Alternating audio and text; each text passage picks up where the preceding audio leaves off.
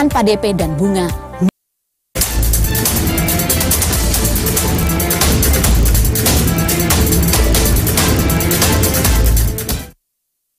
Ya, Anda kembali bersama kami dalam Pro Kontra. Sebelum saya ingin ke Bu Yanti dulu ya, karena ini yang menarik ya, yang mengemuka kemana ada money game Ponzi ini, begitu ya Bu ya.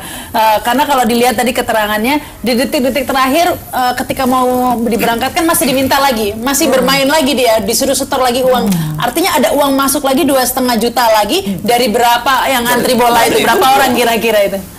Puluhan ribu yang jelas. Ya, nah itu artinya dikali berapa berarti dia mengeruk uang lagi begitu kan? Dan memang diberangkatkan setelah itu Pak ya, tadi 16 orang. Hanya beberapa orang. 16 Pak kemarin dari itu 16 orang. 16 orang dari miliaran lagi dapat duit. Ya itu 16 orang. Nah, jadi seakan-akan yang penting ada berangkat gitu kan? Bukan yang penting ada berangkat, tapi yang penting sudah mewakili sekian orang dari sekian banyak korban. Mewakili. Nah, ini seperti apa sih atau money game Ponzi ini mengapa menjadi apa ya? Sebenarnya dari dulu sudah ada modus-modus seperti ini. Makanya kan ada dua pendapat bahwa kami itu bukan investasi gitu kan, tapi kami itu ini adalah bisnis bahwa akan berangkat, tetapi ada nuansa investasinya itu tadi bahwa bayarnya sekarang berangkatnya baru tahun depan gitu, 1 tahun kan itu. Emang dijanjikan 1 tahun ya Pak? Memang pada umumnya begitu kan.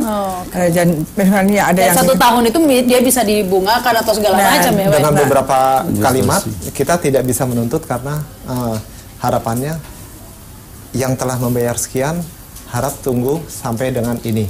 Jadi kita sebagai calon jemaah kita memang sesuai dengan apa kata komando mereka.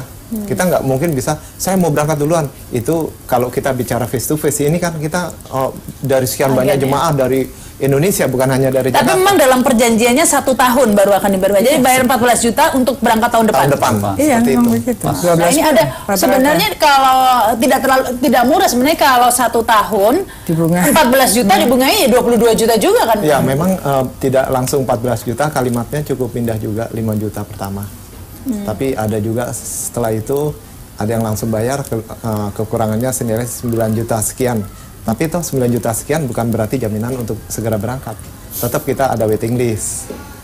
Seperti itu. 5 juta pertama, kemudian lunasnya berapa bulan Pak? Lunasnya sesuai dengan instruksi dari First Travel. Bulan depan kan? Bisa bulan depan, bisa kapanpun. Tapi yang jelas dengan pelunasan, walaupun hari ini saya misalnya sudah lakukan pembayaran yang 5 juta, besok pagi saya bayar 9 juta sekian, bukan jaminan saya bisa berangkat bulan depan atau bulan berikutnya. Tapi saya harus tunggu sampai waktu yang dia tentukan, bisa 1 tahun. Nah ini kan tidak jelas ya kendalinya karena pemberangkatan tergantung mereka. Yang minimal kan pembayaran pertama 5 juta. 5 juta untuk diberangkatkan tahun depan kan? 1 tahun. Dan itu berapa puluh ribu kan? Nah di situ kan, nah di sini yang tidak terawasi itu adalah yang kita ada nuansa investasinya itu, berarti uang ini diapakan kan? Selama 1 tahun itu. Iya, selama 1 tahun. Nah disitulah. Jadi kayak ada gamingnya kan di situ, permainannya kan jadi situ. Jadi, nah di sini yang harus diawasi dalam rangka. Tapi sebenarnya perlindungannya bagaimana kalau terjadi money game Ponzi ini ada aturan yang jelas tidak Pak di Indonesia? Mengingat ya ada MLM seperti itu kan yang juga modusnya seperti sama jualan barang tapi barang itu hanya sebagai pemanis saja, sebenarnya money game begitu.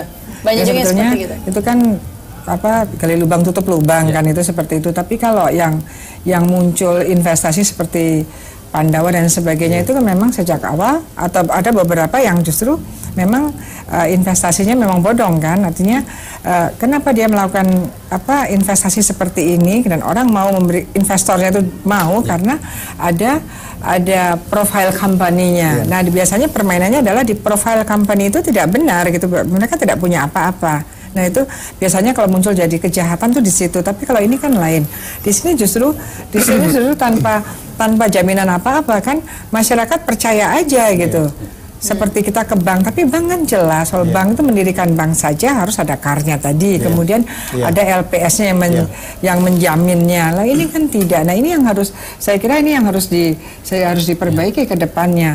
Di sini juga termasuk dari Kemenak, gimana ini untuk menanggulangi atau pencegahan. Kalau dari hukum pidana itu sangat mungkin sekali terjadi. Baik, mungkin kembali lagi ke Pak Dedi ya, karena tadi itu Pak ini satu kasus, tapi banyak yang serupa, ada yang money game atau ponzi seperti ini banyak juga terjadi di kasus-kasus lain di masyarakat dan kerap terjadi baik dalam bentuknya koperasi, bentuk MLM dan macam-macam lah bentuknya. Ini mungkin edukasi untuk publik agar tidak tertipu lagi dengan macam-macam money game seperti ini. Ya artinya gini, kalau kita bicara pasar itu harga itu salah satu instrumen sebenarnya kan.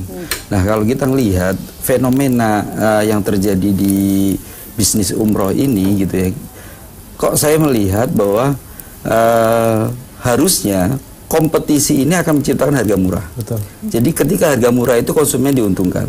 Salah satu target ataupun tujuan dari penerapan kompetisi, hukum kompetisi di Indonesia adalah agar supaya konsumen mendapatkan murah.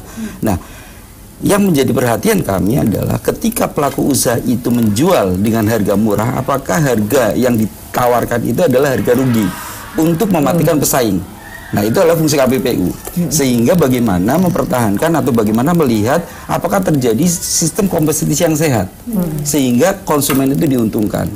Nah, dalam kasus ini tadi disinggung juga masalah harga preferensi gitu ya. Nah, kami melihat sebenarnya harga itu nggak perlu diatur karena pasar nanti akan menentukan gitu ya. Tetapi kalau ini adalah wilayahnya public domain di mana di situ perlu ada perlindungan segala macam, mungkin ada baiknya juga pemerintah menetapkan harga referensi.